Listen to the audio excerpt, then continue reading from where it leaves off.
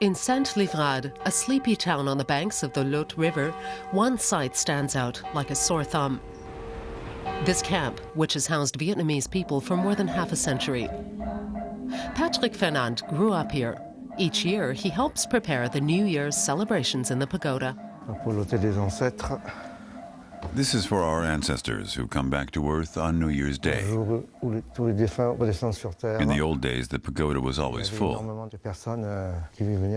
And at the end of the ceremonies, our mothers would prepare something to eat here. Most of the camp's inhabitants are elderly, like Phanton Danton. She arrived here more than 50 years ago.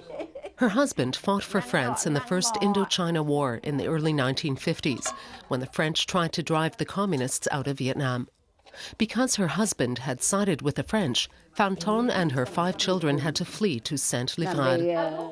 Here, she had 6 more children.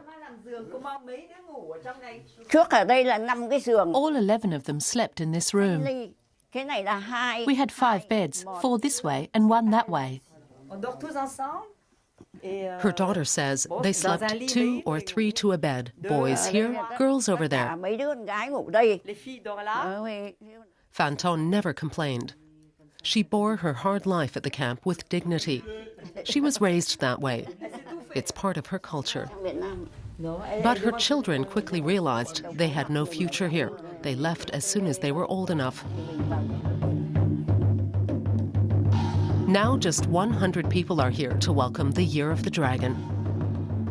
Vietnamese veterans and refugees from the war in Indochina were never really welcome in France.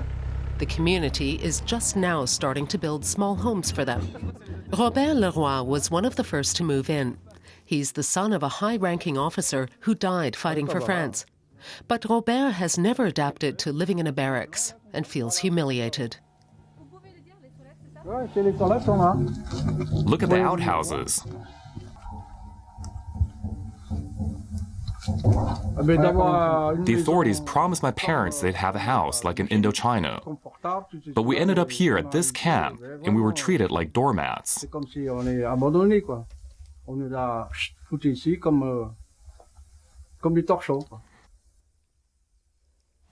France made big promises to tens of thousands of Vietnamese recruits in what was then French Indochina. The proof is in military archives at the Château de Vincennes near Paris. The lost war in Indochina is a chapter of French history many would rather forget. I don't think the state had anything against the Vietnamese families, but simply wanted to forget the war in Indochina. Shortly after that, the Algerian War began. The Vietnamese were witnesses to another war, and the authorities simply left them to their own devices. Robert is poor and can't put much in the envelope for the Dragon. Because he worked, Robert receives a small pension from the French state. Half of it goes for rent. He saved up for a long time to take a trip to Vietnam. While there, he realized how much he had lost. In Vietnam, my parents were wealthy. In the year 2000, I went there and saw my childhood home. It's now a hotel with 32 rooms. It hurt me a lot to see the place where I was born.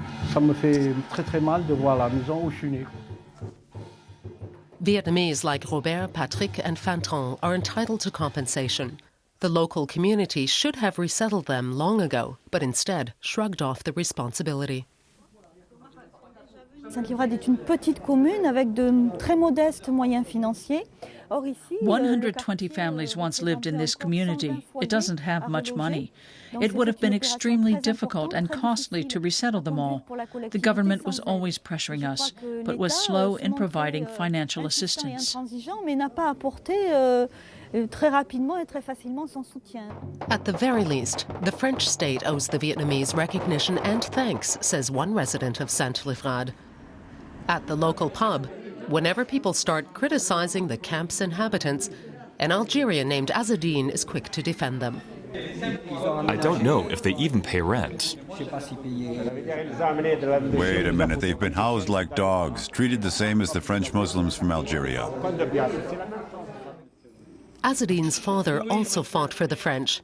His family is still waiting for France to own up to its responsibilities towards them. But unlike the Algerians, the Vietnamese here aren't so vocal in their demands. Even their dragon bows meekly when making its appearance before the town's mayor.